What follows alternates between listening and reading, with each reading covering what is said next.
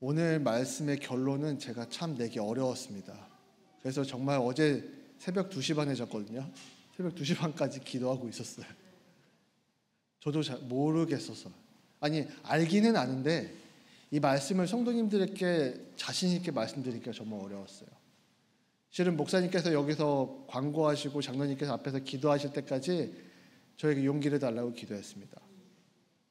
이 말씀을 전하는 게 여러분들 마음속에 울림이 될지, 아니면은 그래 그냥 의뢰하시는 성경 설교 말씀이겠거니, 교회에서 하는 좋은 얘기겠거니 하고 지나가시지 않을까. 충분히 그럴 수 있잖아요. 저희에게는 1년이라는 시간은 365일이나 있습니다. 근데 저희가 1년만 사나요? 그렇지 않습니다. 60년, 70년, 80년, 90년 사시는 분들도 어렵지 않게 보실 수 있죠. 그렇게 많은 날을 사는 그 날 가운데 하루에 이 말씀이 여러분들께 얼마나 큰 의미가 되겠습니까? 다만 이 말씀을 저희가 매주 하고 또 하고 목사님과 함께 고민하고, 저 목사님과 거의 매주 이 설교를 가지고 토론을 거의 새벽 2시까지 합니다. 1시, 2시는 기본이에요. 매주 토요일마다 둘이서 계속 묵상하고 간증하고 이 말씀이 맞느냐, 전도사 나부랭이에게 우리 목사님께서 그렇게 해주십니다. 정말 저도 큰 은혜를 입고 하나님께 큰 비밀을 깨닫고 있습니다. 그런데 이 속죄에 대한, 이 죄를 용서받는 것에 대해서는 우리가 정말 많이 모른다라는 생각이 들었어요. 우리가 보편적으로 잘 알지 못하기 때문에 제가 여러분들께 선뜻 얘기하는 것이 많이 망설여졌습니다.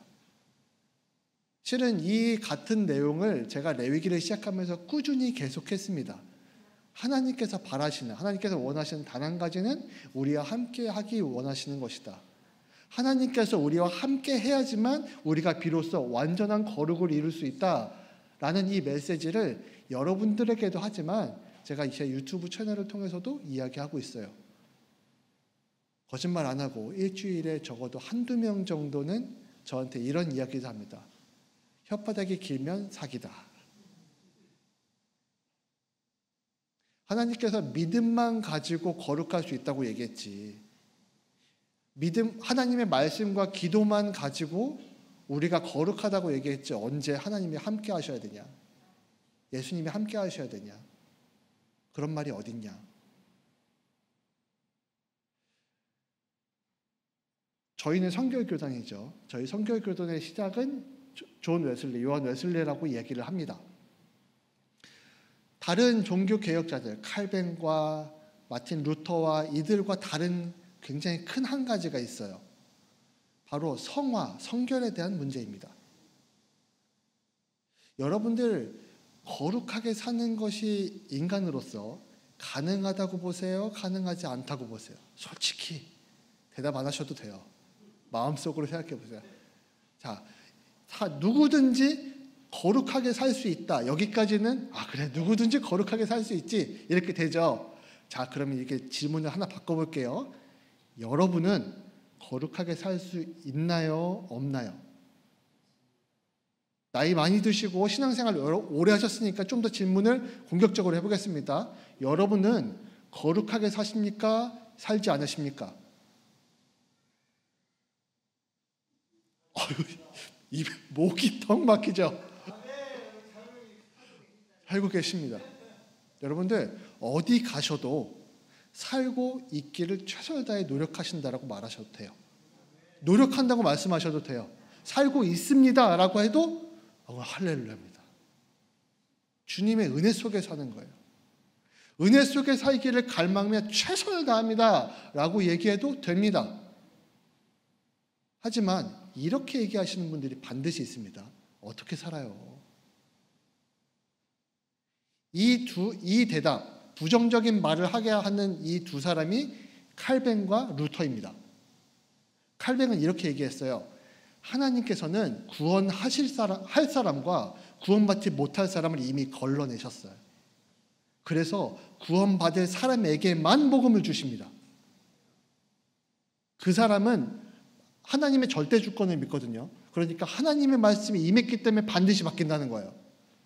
맞는 것 같은데 거기에는 하나님이 구원하지 않으시려고 했던 그 선택한, 죽음을 선택한, 사망을 선택한 백성들이 있다는 거예요. 여러분들 동의하시고 싶으세요? 저는 예수님의 십자가를 그렇게 동의하고 싶지는 않습니다. 루터는 조금 더 다릅니다. 거기까지는 된대요. 하나님께서는 모든 사람을 위해서 구원의 길을 열어놓으셨다고 합니다. 그런데 이 다음 말이 저는 마음에 들지 않아요. 이렇게 얘기합니다. 모든 사람을 위해서 구원을 열어주셨는데 죽기 전에는 안 된다. 루터는 그렇게 얘기했어요. 그 말로 종교개혁이 일어납니다. 루터도 죽고 싶지 않았던 거예요. 왜냐하면 그 당시에 카톨릭이 거기에 대해서 완전히 부정했거든요. 이렇게 얘기했는데 죽었어요. 이렇게 얘기했는데도 죽었어요. 옛날엔. 칼뱅은 이 교리에서 벗어난 사람들은 죽이거나 고문하거나 자기 자치주에서 아예 쫓아냈습니다. 여러분들께 여쭤보겠어요. 예수님이 이방인들을 쫓아내셨습니까? 하나님의 자비에 대해서 얘기하려고 하는 이유가 속죄제에 그 뜻이 담겨져 있기 때문에 그래요. 아마 오늘 빠른 시간으로 진행하게 되면 속죄제는 마무리가 될 것 같아요. 속죄제에 굉장히 많은 내용들이 담겨져 있지만 이 속죄제의 가장 기본적인 의미는 하나님이 우리의 죄를 사해 주시고 없애 주시고 해결해 주시는 것이 유일한 목적입니다. 5가지 제사, 이 5가지 제사들 중에서 레위기에 등장하는 5가지 제사 중에서 가장 중요하고 한 가지만 드려야 한다고 하면 속죄제밖에 드릴 수 있는 게 없습니다. 죄 자체를 용서받는 것이 속죄제이기 때문에 이 속죄제를 드리는 것이 여러분들에게 가장 큰 유익이 되고 하나님과 함께 할 수 있는 유일한 방법입니다. 죄를 짓고 하나님이 기뻐하신다는 게 이해가 되십니까? 안 되죠. 죄를 짓고 하나님을 찬양한다는 말을 이해하실 수 있겠어요? 안 되죠. 그래서 죄인은 죄를 사함받아야 합니다. 죄를 속해야 돼요. 없게 만들어야 돼요. 칼뱅과 루터는 여기서 걸린 거예요. 내가 죄인이라는 사실을 뛰어넘지 못했습니다. 예수님이 십자가에서 이루신 하나님이 이 레위기를 주신 이 본질적 의미를 인정할 수가 없었어요. 왜냐하면 자기들 눈에는 파렴치한 사람들이 보였거든요.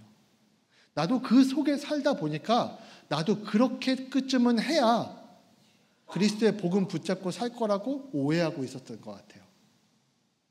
저는 저희 교회니까 이렇게 자신 있게 얘기합니다.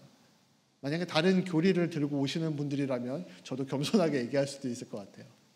근데 저는 그렇게 믿고 사려고 합니다.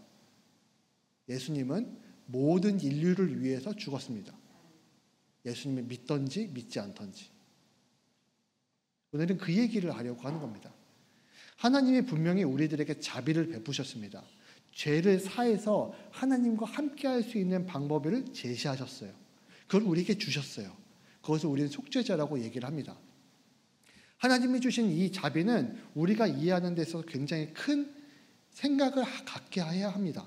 가져야 합니다. 하나님이 우리 죄를 사해 주셨어. 우리가 이렇게만 알고 있다면 다시 한번 그 문제에 대해서 생각해 볼 필요가 있어요. 오늘 우리 본문에서 읽은 레위기 4장 2절에는 그릇 범하여라는 단어가 나옵니다. 이 그릇 범하여는 빚이 가가라고 얘기를 해요. 잘못되어서 실수로라는 뜻을 얘기해요. 이 단어에는 3가지 의미 정도 이야기할 수 있을 것 같아요. 실수. 내가 그렇게 할 의도는 아니었는데 어쩔 수 없는 선택으로 실수가 일어난 겁니다. 그리고 내가 생각지 못했는데 나도 모르게 나온 옛사람, 우리의 죄성이 있어요. 저는 이렇게 표현을 합니다. 무의식이라는 세계가 있다고 합니다. 사람에게 무의식이라고 있다고 하는데 그 무의식에 해당하는 부분, 내 습관에 해당하는 부분, 예수님을 만나서 내가 거룩한 사람이 되겠다고 다짐하기 이전의 그 시간들은 나는 죄인으로 살고 있었어요. 그러니 죄에 대해서 익숙하겠죠. 갑자기 화를 낼 때도 있어요. 갑자기 짜증이 날 때도 있어요. 내 상상으로 온갖 부정적인 생각을 할 때가 있어요. 우리는 그것을 무의식적인 상황이라고 볼 수 있을 것 같습니다. 아니, 그렇게 생각하려고 노력하지도 않은데, 아차, 내가 옛날처럼 생각했네. 내가 예수님 안 믿고 예수님을 마음에 모셔드리지 않았던 그때 그 생각 그대로 해버렸네. 내가 저 사람 보고 나도 모르게 저 사람을 비난했네. 입으로도 안 했어요. 마음속으로, 생각으로 갑자기 한 거예요.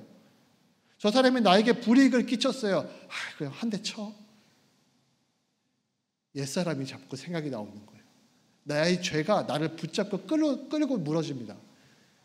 이런 것을 위해서 하나님께서 속죄제를 주셨습니다. 내가 의도하지 않았는데 미안해요. 내가 의도하지 않았어요. 이런 의도하지 않은, 여러분들 여기까지 보시면 굉장히 사소하지 않습니까? 제가 이 말씀을 드려야 되기 때문에 어제 새벽 2시 반까지 기도한 겁니다. 엄청 사소하잖아요. 그렇죠? 예수 믿는 사람이 아니라 교회 다니는 사람이 아니어도 이 정도는 해요. 여러분들 주변에 이 정도 안 하는 사람 있습니까? 교회 다니는 사람들도 어쩌면 아마 제가 말씀드릴 때 고개를 끄덕이실 수 있을 거예요. 교회 다니는 사람들도 이 정도는 인정하며 삽니다. 그렇죠? 저도 인정하며 살 때가 많았어요. 괜찮다라고 생각할 때 많았습니다.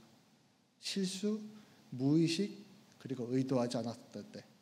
그런데 속죄제의 의미, 가장 우리가 중요하게 생각하는 그 속죄제의 의미가 이것들을 용서하기 위한 거래요.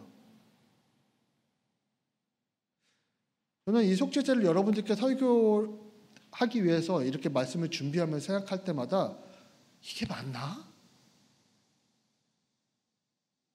5대 제사, 굉장히 중요한 제사죠.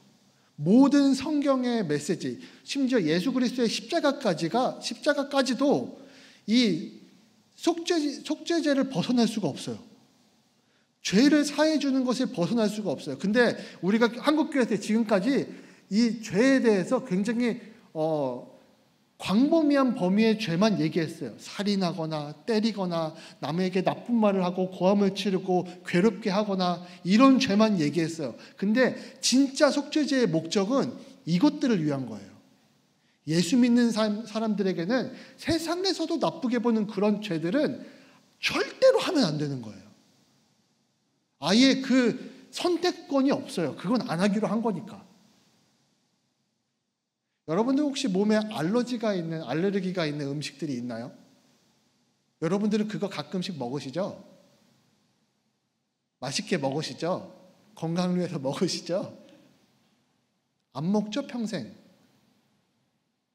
만약에 제 몸에서 알레르기가 반응이 있어서 그걸 먹으면 제가 응급실에 실려간다.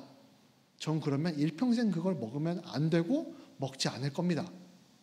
누군가 날 죽이려고 할 때 먹이겠죠. 그 정도로 위험한 겁니다. 그런데 그렇게까지는 이해할 수 있는데 실수, 무의식, 내가 의도하지 않은 것 때문에 하나님께서 속죄제라는 굉장히 중요한 제사를 만드셨대요. 이거 납득하기 어렵습니다. 이해하기 어렵습니다. 그래서 한국교회 목사님들은 이거를 좀 큰 광범위한 범위에서의 죄를 얘기하신 거예요. 가정폭력, 집안 어린이 폭력, 직장 내 따돌림, 이런 것들을 한국교회에서는 좀 더 과장되게 얘기한 겁니다. 근데 제가 지금 여러분들께 어쩌면 처음 들으시는 말씀일 수도 있어요. 예수님은 정확히 이것 때문에 돌아가셨습니다. 그러니까 여러분들이 갖고 계신 믿음을 싸구려로 생각하지 마세요. 남들과 똑같은 도덕적인 기준으로 생각하지 마세요. 하나님은 이런 것을 하나님 나라라고 얘기하시고 하나님 나라가 임하게 하살라고 우리는 기도하는 거예요. 엄청나지 않습니까? 어마어마하지 않습니까? 내가 지금 거기에 일조하고 있는 거예요. 내가 집에서 하나님 나라의 사람으로 하나님의 백성으로 산다는 것은 내가 이 정도의 기준을 가지고 이 집에 와서 내가 들어앉아 있다는 거예요. 용서받을 자격이 없는 사람을 위해서 용서하는 사람. 사랑할 자격이 없는 사람을 위해서 사랑하는 사람으로 내가 그 집에, 그 공간에 앉아 있는 겁니다. 어마어마한 거예요. 속죄제라는 것은. 내가 고의로 지은 죄, 이것에 대해서는 성경이 무엇이라고 얘기하냐면 민수기 15장 30절부터 31절에 얘기를 합니다. 어떻게 얘기하냐면 그의 백성 중에서 어떻게 될 것이라? 끊어질 것이라. 31절, 그런 사람은 여호와의 말씀을 멸시하고 그의 명령을 파기하였은즉, 아이고 살벌합니다. 하나님과 정면으로 대적했다는 얘기죠. 그의 죄악이 자기에게로 돌아가서 온전히 뭐라고요? 끊어진다고요. 옛날에 이런 얘기했죠. 너 내 편이야, 네 편이야, 네 편 내 편. 성경은 하나님을 따르는 백성과 따르지 않는 백성을 명확하게 구분짓습니다. 이렇게 얘기하면은 들을만 하죠. 이렇게 말씀드려볼게요. 예수님을 영접한 사람과 예수님을 영접하지 않은 사람은 명확하게 구분되어 있다고요. 아까 제가 질문 드렸죠. 예수님을 믿으면서 거룩하게 사시냐고요. 솔직히 생각해 보세요. 그거 할 수 있나요, 없나요? 할 수 있어요. 물론 내 의지와 내 감정과 내 기분과 내 기준으로는 맞지 않죠. 근데 하면 해요. 아마 내 목에 칼이 들어서 할래 안 할래 그럼 할걸요. 너 원수 용서해 안 해? 악수, 화해, 제 용돈도 주고 밥도 주고 목에 칼을 들이미면 할 겁니다. 그렇게도 하는데 내가 예수님을 마음에 모셨다면서 거룩한 그분의 하나님 예수 그리스도께서 내 마음에 오셨다면서 내가 원수를 사랑하지 못하거나 내가 분노의 마음들을 계속 심어서 그것이 자연스럽다고 오해한다는 건 있을 수 없는 일입니다. 예수님 믿는 사람으로서 있을 수 없는 일이에요. 사도 바울이 끊임없이 자기가 개척한 교회 성도들에게 얘기하는 거예요. 구원받은 자처럼 살아라. 예수님을 믿는 사람처럼 살아라. 거짓 교사들이 너희를 회유할 거고 논리가 정말 뛰어난 사람들이 너희를 유혹할 거다. 하지만 예수 믿는 사람처럼 살아라.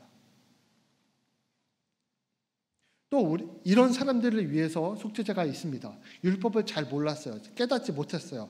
율법을 알고 있었는데 까먹고 내가 모르고 있었어요. 그런데 우연찮은 기회에 그게 죄라는 걸 알게 됐어요. 어쩌면 이런 경험들이 있을 거예요. 내가 무심코 지나가고 무심코 화내고 무심코 한 말인데 말씀을 읽다가 기도를 하다가 또 교회에서 설교를 듣다가 아차 내가 그때 그 말했지. 아, 성경에 이런 말씀이 있었어? 물론 원수를 사랑하는 얘기는 여기서 모르시는 분들은 아무도 없을 거예요. 그런데 항상 기뻐하라는 말 지금 기억나셨죠? 제가 말하니까. 항상 기뻐하라는 거 일상생활에 기억나십니까? 기억 안 나요. 물론 기억하셔도 일주일 동안 묵상하시면 정말 감사하겠지만 율법을 잘 모르는 사람들을 위해서도 속죄제가 준비되어 있어요. 그러니 깨달아지면 속죄제 드려야 되는 겁니다.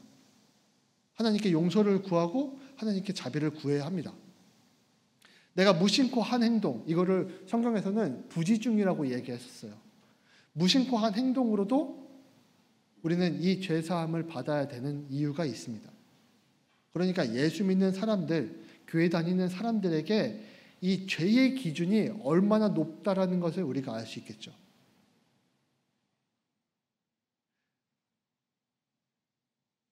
자꾸 이 교회의 복음과 진리를 세상과 연결시켜서 희석시키면 안 돼요. 주스에다가 물 타서 먹으면 맛있습니까? 맛있는 포도주스에다가 물 타서 먹으면 맛있죠. 내가 가난한 것도 아닌데 그렇게까지 먹어야 되나? 여러분들의 믿음이 가난한 믿음입니까? 아니에요. 그렇지 않아요. 여러분들의 믿음은 흠없는 믿음입니다. 하나님께서 흠없게 여겨주시는 믿음이에요. 무슨 말이냐면 하나님은 완전하시고 절대 선이세요. 내가 예수님과 함께하는 한, 내가 하나님과 함께하는 한, 이 세상 어떤 누구도 나에게 정죄할 수 없습니다. 그러면 그 정죄할 수 없는 그 지경의 윤리 수준, 도덕 수준을 가지고 살게 된다는 얘기예요. 그 힘을 성령님이 주시는 거고요. 성령님이 할 수 있게 도우시는 거고요. 예수님이 그것을 위해서 우리를 속죄하시고 속량하셨고요. 모든 것이 하나님의 계획 아래 우리와 함께 하시기 위함입니다. 이 질문을 여러분들께 드리고 계속 이야기하는 거예요. 이렇게까지 할 일인가? 실수한 것 때문에 이렇게까지 죄 없는 동물을 죽여서 하는 제사잖아요. 이렇게까지 할 일인가? 왜냐하면 히브리서 9장 22절에 하나님께서 제사의 대원칙, 반드시 제사에는 이 원칙을 가지고 있어야 돼요. 피 흘림이 없은즉 사함이 없느니라. 피 흘림이 없으면, 그러니까 죄를 사하기 위해서는 반드시 피 흘림이 필요하다는 거예요. 그래서 모든 제물들에게는 반드시 피 흘림이 있습니다. 그래서 예수님이 돌아가신 거죠. 로마서 5장 8절에 이렇게 얘기해요. 예수님께서 그리스도께서 우리를 위하여 죽으심으로. 예수님께서 무엇 때문에 죽으셨다고요? 우리를 위해서 죽으셨대요. 무엇 때문에? 죄인 되었을 때가 아니라 무엇 때문에? 무슨 죄? 실수 때문에. 무의식적인 죄 때문에. 제가 왜 이렇게 강조하냐면 속죄제라고 하면은 이해가 잘 되시죠? 혹시 대속죄일이라는 얘기 들어보셨습니까? 대속죄일. 1년에 대제사장은 그 많은 제사장 중에 딱 한 명이에요. 대제사장이 대속죄일 날 지성소에 들어가는 유일한 날이 대속죄일입니다.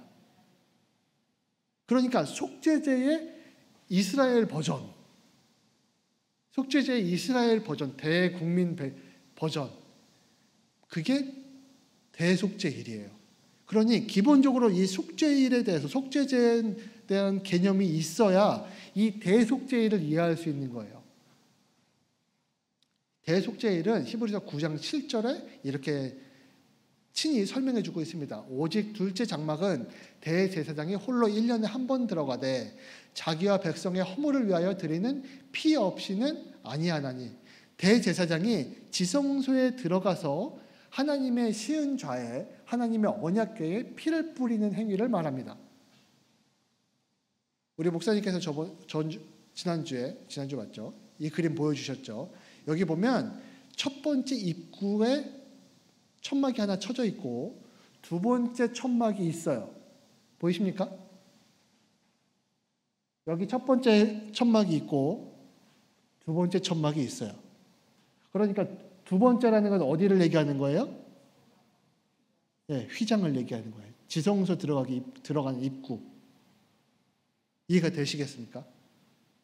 그러니까 대속죄이라는 예수님께서 감내하신 그 대속죄는 나의 죄 때문에 돌아가셨는데 내가 그냥 악한 생각하고 내가 누군가를 괴롭히고 내가 못된 말하고 이 정도가 아니라는 거예요.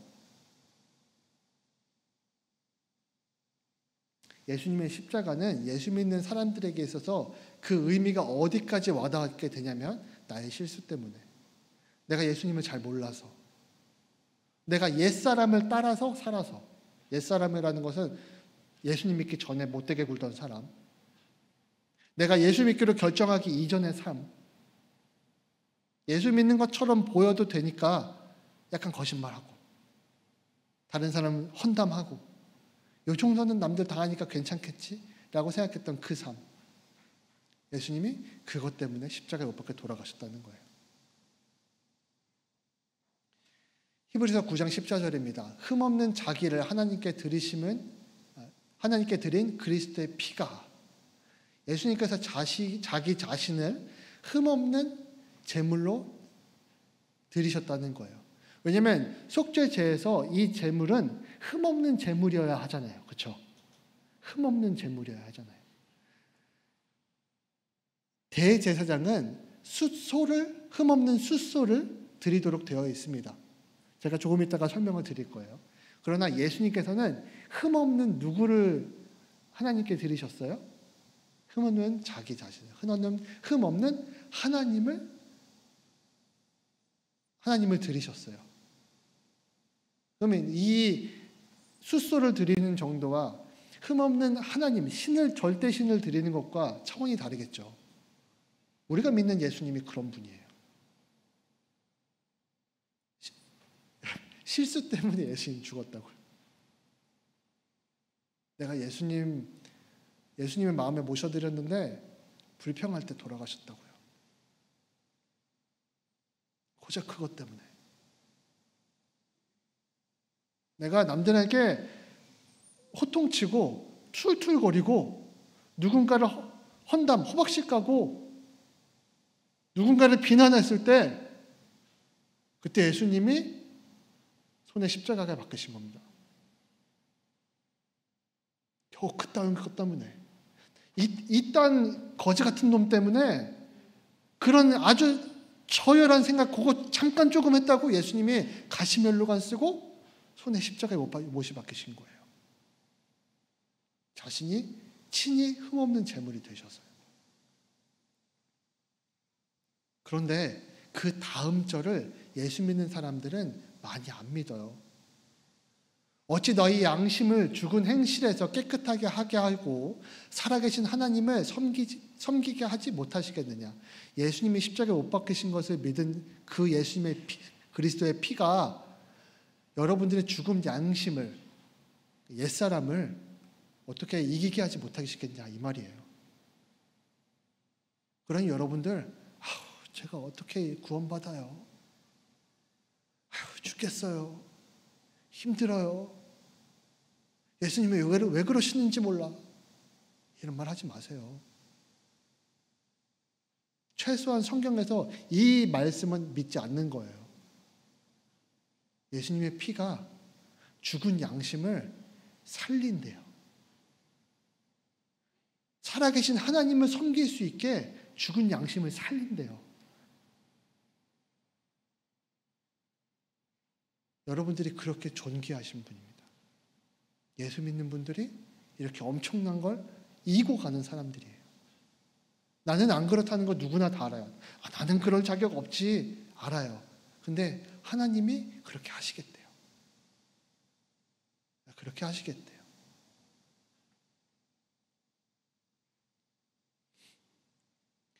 좀 더 자세히 살펴볼까요? 속죄제에 더 깊은 내용들이 많습니다. 이것을 위해서 뒷받침하는 내용들이 많아요. 속죄 제물에 대해서 제가 빠르게 설명드리겠습니다.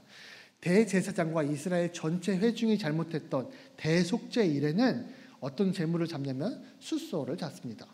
흠없는 숫소. 당연히 흠이 없어야 돼요. 지도자, 족장들에게 잘못을 했어요. 그래서 속죄를 받고 싶어 합니다. 그러면 수염소를 잡습니다. 순염소를 잡아요. 평민들, 그냥 일반적인 우리 평민들은 어떤 걸 잡냐면 암염소나 암양을 잡습니다. 근데 암양 중에 어린 암양을 잡아요. 가난한 자들은 비둘기를 잡습니다. 성경을 공부하시면 이 정도는 충분히 이해할 수 있어요. 극빈곤층, 정말 가난해요. 그들은 고운 가루를 하나님께 드리면 됩니다. 자, 근데 고운 가루 하면 뭔가 이상하지 않으십니까? 아까 히브리서의 말씀에 뭐라고 했어요? 피 흘림이 없이는 죄사함이 없다고 말씀드렸죠. 속함이 없다고 말씀하셨죠. 근데 갑자기 그 빈곤층에 고운 가루가 나왔어요. 이거 어떻게 이해하실래요? 그냥 그러려냐고 넘어갈까? 덮을까요? 이해 안 되니까 덮을까요? 이게 무슨 의미가 있냐면 하나님이 우리의 죄를 이 정도까지 자신이 내세운 거예요. 자신이. 저는 제가 아이들을 키우면서 제 나름의 원칙이 있습니다. 제가 말한 것은 반드시 지킵니다. 아이가 잘못을 했어요. 근데 제가 이전에 이 아이에게 아이스크림을 사주겠다고 약속을 했어요. 그러면 이 잘못이 있던지 없던지, 제가 이 아이에게 화가 나던지 안 나던지 반드시 아이스크림을 사줍니다. 왜? 하나님이 이렇게 하시려고 하니까요. 근데 그런 하나님이 나를 그렇게 키우시고 나를 양육하셨던 그 하나님이 자신이 말씀한 그 약속까지도 어기시면서 우리의 죄를 용서하시고 싶으신 거예요. 얼마나 우리의 죄를 용서하시고 싶으시면 본인이 얘기하신 대원칙, 그 피로 죄를 사하겠다는 그 대원칙까지 깨시면서 어쩌면 이것은 이 모든 이 지구의 경륜일 수도 있어요. 하나님이 운행하시던 이 세상의 원칙일 수도 있어요. 이유가 있으면 결과가 있지 않습니까? 근데 우리의 죄가 피 흘림이 있어야 하는 것이 대원칙이고 이것이 세상의 이치인데 하나님이 그 원칙을 깨셔서 곡식으로도 용서받을 수 있게 하시겠다는 거예요. 대제사장부터 극빈곤층까지 모든 사람들을 죄에서 건지고 싶어 하시는 하나님의 마음입니다. 그냥 읽으면 이게 마음이 이해가 안 돼요. 하나님이 우리의 죄를 사하시고 용서하시고 싶으신 내용을 보면 이거 정말 감동스럽습니다. 이렇게까지 내가 실수한 것이 이렇게까지 할 일인가? 내가 거짓말하고 다른 사람 호박씨 깐 일이, 내가 다른 사람을 비방하고 비난한 일이 이렇게까지 할 일인가? 엄청 시스템이 좋지 않습니까? 체계적이지 않습니까? 모든 사람을 위해서 이것을 안배해 놓지 않으셨습니까? 이렇게까지 할 일인가 생각 들지 않으시겠어요? 이해하시기 어려울까 봐 하루 임금으로 제가 계산을 해보겠습니다. 성경에서는 하루 임금은 1데나리온이라고 얘기를 해요. 숫소, 순염소, 암염소, 어린 양, 암양, 어린 암양, 비둘기, 고운 가루, 요거를 대충 달란트로 계산해 보면 이렇게 나옵니다. 숫소가 100에서 200달란트, 순염소는 10에서 20달란트, 20데나리온, 암염소 5에서 10데나리온, 비둘기 0.5데나리온, 1데나리온, 고운 가루 0.2데나리온, 0.5데나리온. 잘 모를까 봐 제가 하루 임금으로 계산을 했습니다. 이렇습니다. 자, 대기업 회장님, 자기의 죄를 위해서 2천만 원 쓸 수 있어요? 없어요? 대기업 회장님, 연매출 50억. 할 수 있을까요? 없을까요? 있습니다. 하면 합니다. 근데 아깝다는 마음이 있으면 할까요? 못할까요? 못해요. 한 10,000평 되는 농부 순염소 드려요. 10,000평 되는 농부. 그 지역에서 콧바람 좀 낍니다. 자, 200만 원짜리 재물 드릴 수 있을까요? 없을까요? 있죠. 마음 먹으면 드립니다. 근데 마음을 이렇게 먹으면 못 드려요. 자, 어린 암염소, 어린 암양, 평민이라고 말씀을 드려요. 요거는 그 지역에서, 그 집에서 그래도 가장 잘 사는, 우리 친척 중에 잘 사는 분 한 분씩 계시죠? 부럽다. 요 정도? 100만 원 정도 드리면 제사함 받을 수 있습니다. 그리고 가난한 자들. 우리들을 얘기합니다. 우리 잘못했을 때 하나님께서 제사함으로 해주시는 비용이 한 10만 원 정도. 마음 먹으면 할 수 있어요? 없어요? 있어요. 근데 마음 안 먹으면 10만 원 아까워요? 안 아까워요? 아까워요. 다 알잖아요. 10만 원이면 회식 한번 합니다.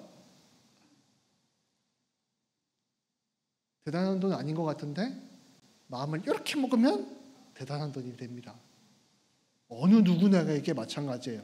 대기업 회장님이나 안에 가난한 나나 더 가난하신 분들이 5만 원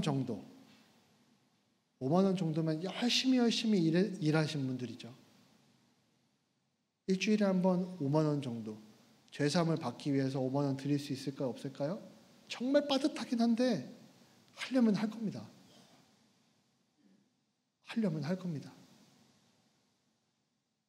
저는 이 내용을 알기 때문에 헌금을 계속 매년 늘리는 거예요. 헌금을 조금씩 늘립니다. 반드시 1,000원이라도 늘려요. 이 마음을 알기 때문에. 왜냐하면 돈에 대해서 제가 마음을 갖기 시작하잖아요. 아까워요. 아이고, 헌금 너무 많이 하나? 그래서 저는 일시불로 한 번에 드리지 않아요. 고정적으로 드려요. 드리려고 최선을 다해 노력합니다. 올해 저는 성교헌금을 10,000원으로 늘렸어요. 지난해에는 제가 주일 헌금을 10,000원으로 늘렸던 것처럼 올해는 한번 가자! 2배 가자! 그리고 한 달에 한 번 성교헌금을 10,000원을 합니다. 제가 마음을 갖지 않기 위해서. 제 마음을 항상 다시 초심으로 지키기 위해서. 그러니 이 정도로 가지고 있는 이 재물을 보면 하나님께서는 모든 사람들의 죄를 용서하고 싶으시구나. 속죄의 대상 볼까요? 대상은 율법 아래에 있는 모든 사람들이에요. 2가지 대상밖에 없어요. 율법 아래에 있는. 그러니까 예수님 믿는 사람들이에요. 하나님 믿는 사람들이라는 거예요. 마가복음 7장 26절에 보면 헬라의 여인이고 수로보니게의 족속의 여인이 나옵니다. 딸이 귀신 들렸어요. 예수님께 와가지고 예수님 우리 딸을 좀 낫게 해주세요 라고 기도를 합니다. 예수님이 마태복음과 마가복음에 다 나옵니다. 이 예수님이 대부분의 유대인들이 갖는 생각인 것처럼 말씀하세요. 대표적으로. 그러니까 일반적인 생각을 여인에게 이야기하십니다.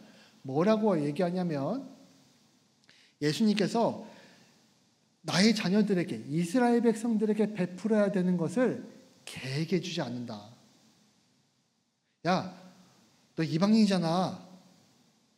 이방인들은 이스라엘 백성들, 유대인들이 생각하기에 개돼지라고 했어요. 문헌에 직접 나옵니다.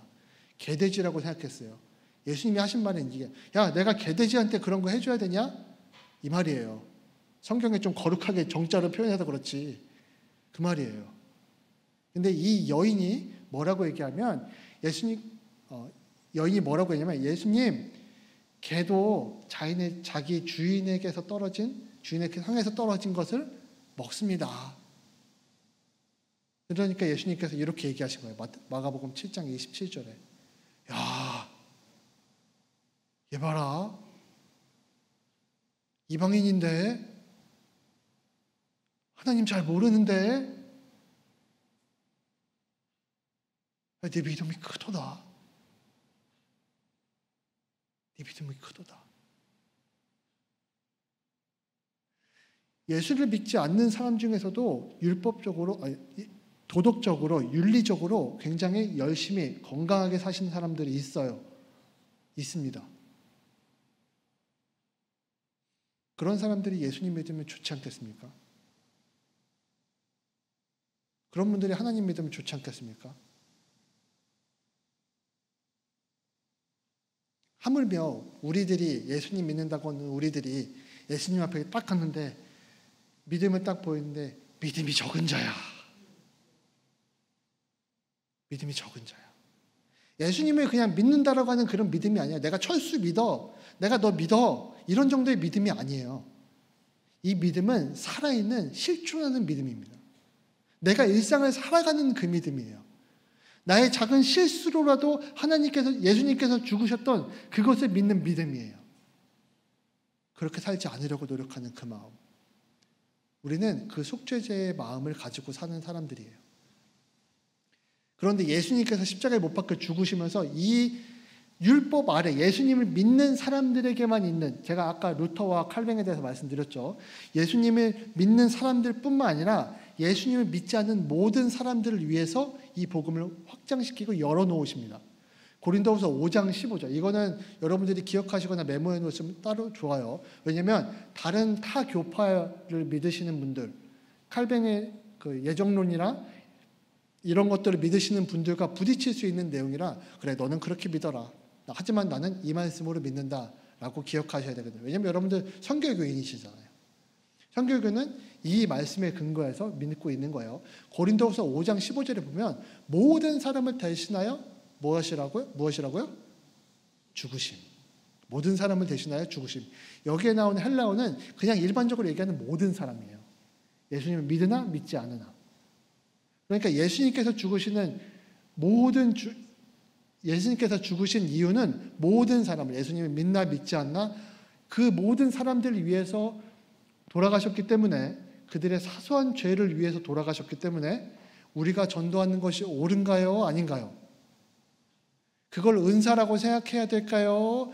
다 마땅히 당연하게 생각해야 될까요? 당연하게 생각해야 되는 겁니다. 전도 은사라고 얘기하시는 분들 다 뻥쟁입니다. 전도 은사 아니에요. 그들에게 복음을 전해야 되는 거, 그거 특별한 능력 필요 없습니다. 예수님이 내 마음속에 있고 내가 예수님과 함께 살기로 했다면 예수님이 걸어가신 길, 모든 사람을 위하여 걸어가신 그 길을 나도 함께 걸어가는 거예요. 그러니 전도 하셔야 되는 것이 옳습니다. 전도 어떻게 해요? 이런 생각은 오만이에요. 교만이에요. 여러분들이 뭐라고 전도를 안 해요? 예수님보다 나아요? 저 아니에요. 차마 그렇게 못해요. 그래서 일상생활에서도 전도를 할 기회를 엿보며 삽니다. 복음을 전할 기회를 최대한 노려봅니다. 누군가 나한테 믿음에 대해서 얘기만 해봐. 예수님 얘기만 해봐. 내가 복음 전하고 만다. 내 행실을 보고서도 그들이 예수 믿는 건 도대체 뭘까? 이런 궁금증을 갖게끔 나는 거룩을 위해서 산다. 그렇게 사는 거예요. 오직 그들을 대신하여 죽었다가 다시 살아나신 이를 위하여 살게 하려 하십니다. 오직 그들을 대신하여 죽었다가, 예수님께서 우리들을 위해서 죽었는데 뿐만 아니라 예수님을 믿지 않는 모든 사람들을 위하여서 죽었다가 살아나셨대요. 부활하셨대요. 죽으심으로 말미암아 이들의 죄를 사하여 주셨는데 부활하심으로 말미암아 우리들에게 소망과 천국에 대한 거처에 대한 약속을 하신 거예요. 우리들에게 의의 면류관을 예비해 놓으신 겁니다. 예수님께서 하신 일이 그런 일이에요.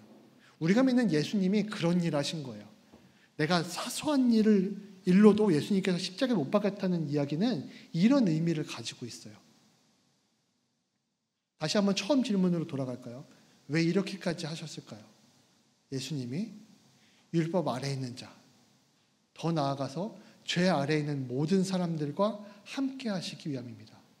에베소서 1장 3절에 이렇게 말씀하셨어요.